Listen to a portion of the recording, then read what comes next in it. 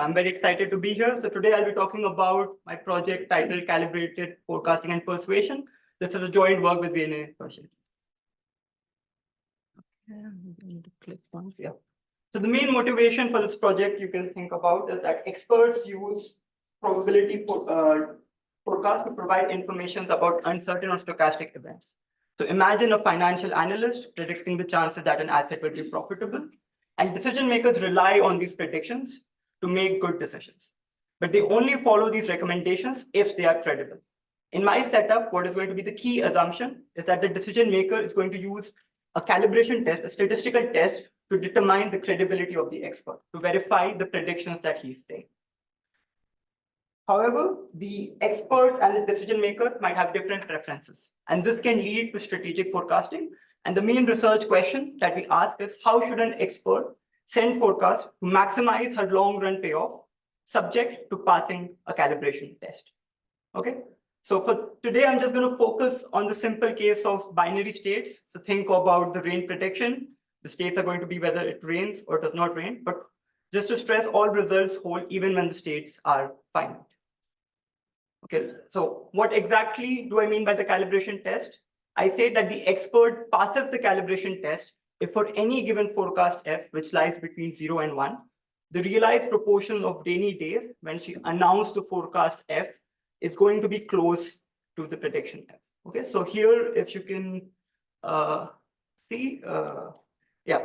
So here, if you notice, epsilon t is the margin of error for the time period t. So the decision maker is going to look at the prediction F and look at the empirical distributions of states up to stage t when the forecast was F. And he's going to check if this prediction is close to the empirical distribution. And you take the sum over all the forecast, taking into account their weight. So let's take a simple example. You have a sequence of 10 states and 10 forecasts. And if you notice, look at all the days where the forecast was 80%. This was exactly on 5 days. And out of those 5 days, it rained 4. Perfect. You can also do the same exercise for 20%. So in this case, for these set of forecasts, the expert would pass the calibration test for any margin of error epsilon. Okay, so now that we know what the calibration test is, I can introduce what the model is going to be, which I call the dynamic forecasting game. So I consider an expert who knows the underlying stochastic process. So he knows the process of rain. He knows exactly today what are the accurate chances that it's going to rain or not. So what is going to happen at each date t, the expert knows what is the true conditional, the true probability of rain, which I denote by pt, but he might decide to send a different forecast f. Okay, this is the aspect of strategic forecasting. What the decision maker is going to do is he is going to perform the calibration test that I showed in the last slide. If the expert passes the calibration test, the decision maker is going to play as if the forecast is the true probability. So it's going to take the action as if it's going to rain with the probability f of t. So a hat of f of t refers to the decision maker's best action when he believes it's going to rain with probability f of t. On the other hand, what happens when the expert fails the test? The decision maker is going to take a punishment action that is going to result in a loss C for the expert. So go back to the example of the financial analyst. The investor saying, look, your predictions make no sense. I'm not going to buy anything from you. This is the worst outcome for the analyst. After the decision maker takes the action, at the end of the day, you realize what the state was, whether it rained or not. The players obtain their payoffs. And yeah, then you move on to the next stage. A quick question. Yeah. So are these IIDs from you? No. So for now, I consider any stochastic process mu. So mu is a distribution over the entire plane. Okay. So let me just highlight a few things. I see. I want you to think of the decision maker as a naive statistician. Why statistician? Because he's doing the calibration test. Why naive? Because he knows nothing about the stochastic process. He knows nothing about the utility of the decision maker. A rational decision maker would take that into account, take the expert strategy, do violation updating, and best response. I move away from all that and consider a naive statistician. So this is an interaction between a rational strategic expert and a statistician decision maker. So what is the goal? The expert's goal is she wants to maximize her long-run payoffs, subject to passing the calibration test. She wants to maximize her time average payoff subject to passing what I call the asymptotic calibration test. So you had epsilon t for the finite test. You keep taking these error margins. As you collect more and more data, these error margins keep going lower and lower and go exactly to 0. And one thing that I've pushed under the rug is I've not mentioned what are the specific epsilon t that I'm taking. Because if you take the epsilon t converging to 0 very, very quickly, even a good expert or an honest expert is going to fail. But I assume that the epsilon t are such that an informed expert who's going to predict honestly is going to pass the calibration test. Yeah. In your model, if the maker, I guess, detects a failure, do they still play the action? So he's going to take a punishment action for that round. Till the point, if the expert starts giving good prediction in the later round, he's going to start following the recommendations again. So the punishment is only finite. It's, yeah. Okay, so let's take a very simple example, which I follow throughout the talk of a Markov chain. So assume the stochastic process is the Markov chain. So if it rains today, it's going to rain tomorrow with 80% chance. And if it doesn't rain today, it's going to rain tomorrow with a 20% chance. You look at a sequence of 10 states and conditionals or honest forecasting. And as you can check, if the expert reports honestly, he's always going to pass the asymptotic calibration test. This is simply because the calibration test is founded on the frequency definition of probability. Are there other strategies that are going to pass the calibration test? And the answer is yes. Take a look at this forecasting strategy. It's a very simple strategy. So what this says is whenever the true probability is 80%, so it rained yesterday, I'm not going to send the forecast 80%, but instead I'm going to randomize between predicting 60% chance of rain and 40% chance of rain with exactly the weights that I specified before. And this is a simple strategy because a general forecasting strategy can depend on the entire history of states, the entire history of forecast. But yeah, so let's stick with this simple strategy and let's look at the sequence of states and forecast. So now look at the sequence of forecast here. Now look at the days where the expert is say predicting a 60% chance of rain. This again happens exactly on 5 days. And out of those 5 days, the number of times that actually rained is 3. So again, the expert is perfectly calibrated. And I know you must be thinking, I made up this example. I'm going to make him calibrated. But what I'm claiming is more. I'm saying that this forecasting strategy is also going to pass the asymptotic test, no matter what the path is. And the key thing to note is these forecasts have the same mean as the honest forecast or as the conditionals, but they are less informative. So they are less precise as the honest forecast. And this is going to be key to our results on what is going to be the optimal forecasting strategy. Okay, so because we care about the long run, what is going to be important is the distribution of conditionals and forecasts that are induced. So let C of mu denote the distributions of conditionals which depend on the process mu, and F mu of sigma depends not only on the process, but on the expert's forecasting strategy. Okay, just so you just look at this. So you look at the long run and you look at the number of days, the proportion of days the forecast is going to be F. So that is the distribution of forecast. Now, what I'm going to show is that the requirement to pass a calibration test is going to limit the distribution of forecast that the expert can implement. Okay, so let's go back again to the example we had. Just to remind you, you have the Markov chain. And so this is a nice Markov chain. So what do I mean by this? In the long run, it's exactly going to rain half the days because of the invariant distribution. And whenever it rains, you know the next day, the probability, the conditional is going to be 80%. And on the other half of the days, the conditional is going to be 20%. So this is exactly shown on the figure on the left, where I show what is the distribution of conditions. And now what does the forecasting strategy sigma do that I've shown before? It simply takes weights or 2/3 weights of the 20% conditional, 1/3 weight of the 80% conditional, and it's going to merge them at 40% at the Paris center. You do that again with the 60% forecast. And this is how you get the distribution of forecast resulting from that forecasting strategy. And if you notice, this distribution is the mean preserving contraction of the distribution of conditionals. What is the mean preserving contraction? For people who are not familiar, you can think of given a distribution P with mass lambda and support P, you can think of a stochastic matrix G that is somehow going to garble the information that is there and result in a new distribution Q. So intuitively, you take fractions Gij of the initial distributions and you all merge them to get mass mu J at the support point Qj. So by MPC of P, I'm going to denote the set of all mean preserving contractions of distribution P. Okay, so my main result is going to show that the dynamic forecasting game can be reduced to a static persuasion problem. Here, I define what the static persuasion problem is.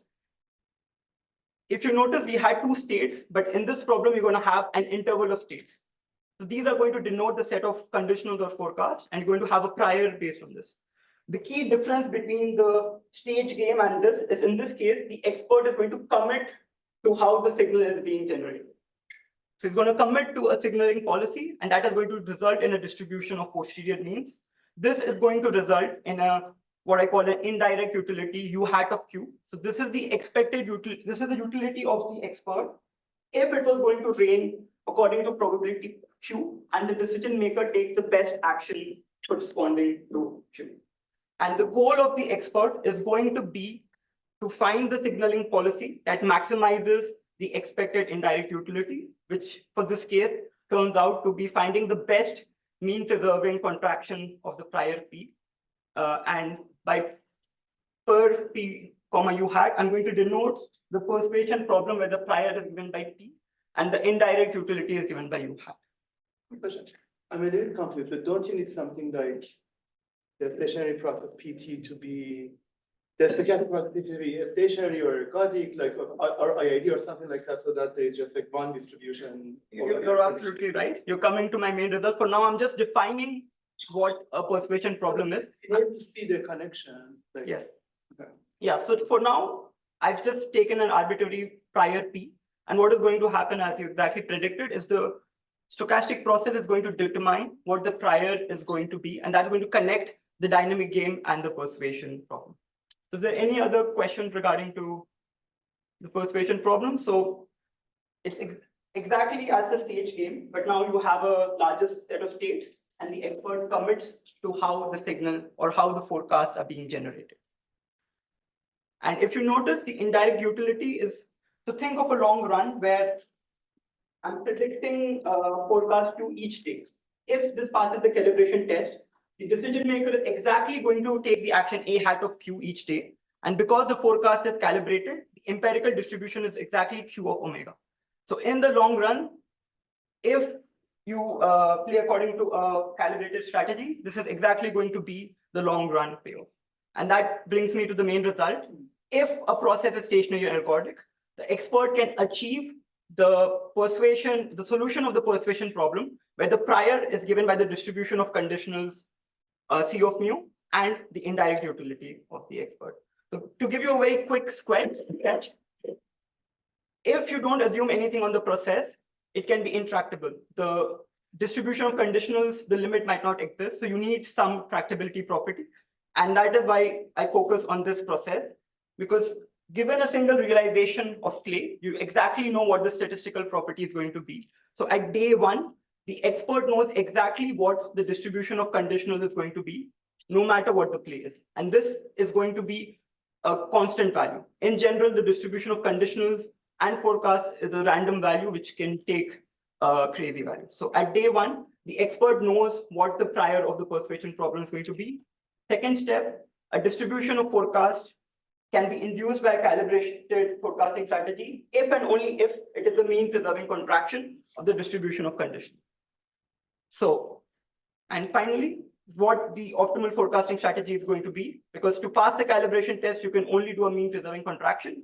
You know the prior. So the best thing to do is simply use the optimal signaling policy of the persuasion problem. So on each day, if the conditional is P of T, you're going to take the optimal signaling policy which only depends on that day's conditional. So just like the Markov chain example that I showed you, it does not depend on the past. It only depends on what the conditional is going to be on that day. And this sort of simple strategy is going to be optimal. And you can show that you cannot get a payoff higher than this for this class of process.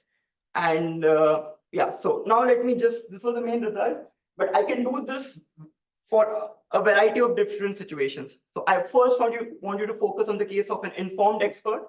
So if the process is general or if the process is adversarial, what the expert can always do is just predict honestly. That way, he's going to get the expectation of the indirect utility defined by the conditional. So this corresponds to giving full information in the signaling game. In the case that the process is nice, it's stationary and ergodic, you get the persuasion value. Now, what the results of Foster and Vora show is even if the expert is uninformed, he knows nothing about the Rain process, they can still pass the calibration test. What I do in this case is I find bounds for what is the payoff that they can achieve. So if the process is adversarial, so nature is trying to get you, to prevent you from passing the calibration test, I showed that you can get the closed concave envelope of the utility function evaluated at the mean probability of rain or the empirical distribution of rain. And if the process turns out to be nice, they don't have to know that the process is stationary or ergodic. If it just turns out to be a nice process, stationary or ergodic, you can get exactly the indirect utility evaluated at the empirical mean. And this I show in this figure here. So when the distribution, think of the Markov chain, in that case, the persuasion problem can be given by the concave envelope of the indirect utility, which I denote by cav u hat of C, which is restricted to the support of the conditional. So you cannot induce posteriors that are more informative than the honest forecast, and you're restricted to only give information that is less informative. And if you look at the difference between the red and the blue line, that exactly gives you the value of information. How much more can an expert get if he was informed as compared to when he was uninformed? And now I'm just going to end this by taking a different case, going very quickly. Yeah, think of a decision maker who does not use the calibration test, but instead uses a regret minimizing algorithm to take decisions. As seen in the previous talk, calibration and regret have clear connections. So what do I mean by regret in my setup? A decision maker has no regret with respect to a forecast. So I look at contextual regret, where the forecast is the additional information that the decision maker has. On the right-hand side, you see what is the utility that the decision maker got. And on the left-hand side, you see what is the utility that he could have gotten had he switched to a fixed action A. Okay, so the first result I show is if the decision maker just follows the recommendation of a calibrated strategy, he has no regret. So this is a justification for using calibration test as the heuristic for decision making. And I'm going to end here that in the case that the decision maker uses a big class of regret algorithms, which I call mean-based learners. So you can think of your favorite algorithm, EC'24, follow the perturb leader, and so on. What I show is the expert can guarantee the calibration benchmark, so the solution of the persuasion problem. And I can provide you examples where the expert can get strictly more. Okay, so yeah, I'm just gonna finish here just to conclude. I consider a dynamic forecasting model where the expert has to pass a calibration test. I showed there is scope for strategic forecasting. The forecasts need to have the correct mean, but they can be less informative than truth-telling on honest reporting. I characterized the optimal forecasting strategy by reducing the dynamic game to a static persuasion problem. So in a way, providing a justification or an explanation for the commitment assumption in persuasion problems. And we show novel connections between the calibration test and regret minimizations as heuristic for decision. Thank you.